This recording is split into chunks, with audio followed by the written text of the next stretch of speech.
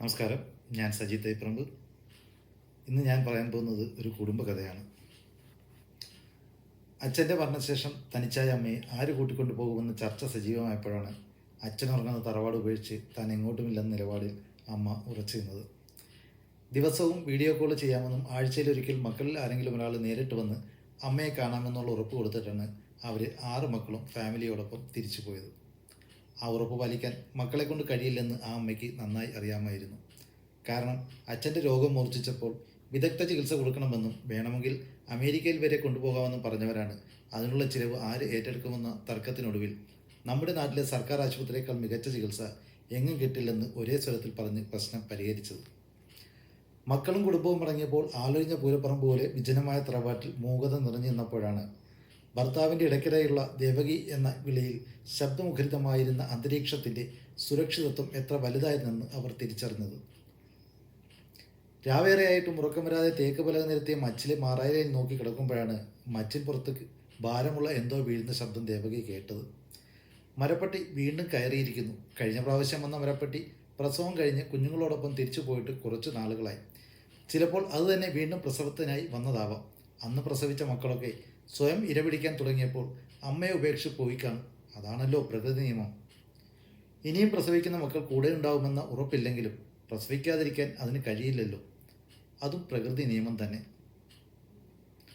മച്ചിൻ്റെ തുലാസിൽ തൂങ്ങിയാടുന്ന പഴയ ഖൈത്താൻ ഭാനിൻ്റെ മുരൾച്ച കൂടാതെ മറ്റൊരു കാലടി ശബ്ദം കൂടെ കേട്ടപ്പോൾ ദേവകി ചെവി വട്ടം പിടിച്ചു. അതെ, മച്ചിൻ്റെ മുകളിലൂടെ ആരോ നടക്കുന്നുണ്ട്. അത് പക്ഷേ മരപ്പട്ടിയല്ല. അതിനിത്ര ശബ്ദം ഉണ്ടാവില്ല. ഇതൊരു മനുഷ്യൻ കൃത്യമായ അകലത്തിൽ കാല് വലിച്ചു വെക്കുന്ന ശബ്ദമാണ്. അങ്ങനെയെങ്കിൽ ഓട് പൊളിച്ച് മച്ചിന് മുകളിലേക്ക് കള്ളൻ ചാടി വീണ ശബ്ദമാണ് മുൻപേ താൻ കേട്ടതെന്ന് ദേവകിക്ക് തോന്നി. അവർക്കൊട്ടും ഭീതി തോന്നിയില്ല. കാരണം വിലപിടിപ്പുള്ളതൊന്നും ഇവിടെ ഇരിപ്പില്ല. അങ്ങനെയുള്ളതൊക്കെ അച്ഛൻ മരിക്കുന്നതിന് മുമ്പ് മക്കൾക്ക് വീതിച്ചു കൊടുത്തിരുന്നു.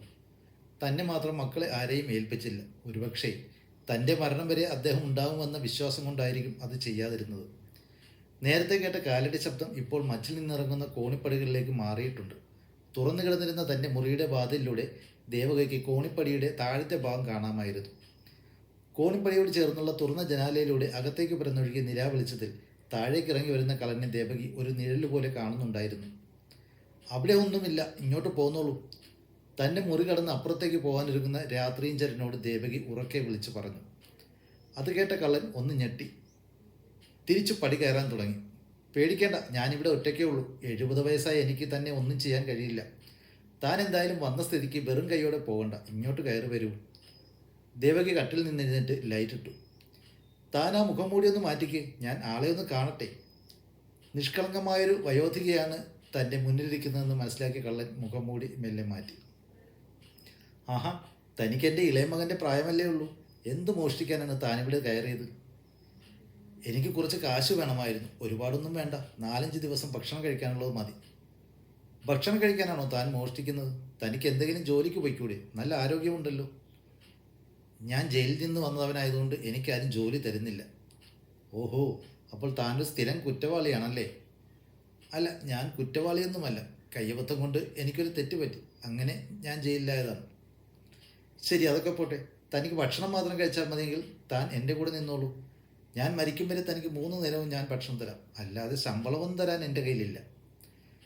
കുറച്ചു നേരം ആലോചിച്ചിട്ട് അയാൾ സമ്മതം അറിയിച്ചു. തൽക്കാലത്തേക്ക് അവിടെ നിൽക്കാമെന്നും 2 ദിവസം കഴിഞ്ഞ് തിരിച്ചു പോകാമെന്നും കരുതിയാണ് അയാൾ സമ്മതിച്ചതെങ്കിലും ഓരോ ദിവസവും കഴിയുന്തോറും ആ വൃദ്ധ തന്നോട് കാണിക്കുന്ന വാത്സല്യവും ആ പഴയ നാലുകെട്ടിനുള്ളിൽ നിന്ന് തനിക്ക് കിട്ടുന്ന സ്വാതന്ത്ര്യവും അയാളെ സ്വന്തം വീടിനെയും അമ്മയെയും കുറിച്ച് ഓർമ്മിപ്പിച്ചു.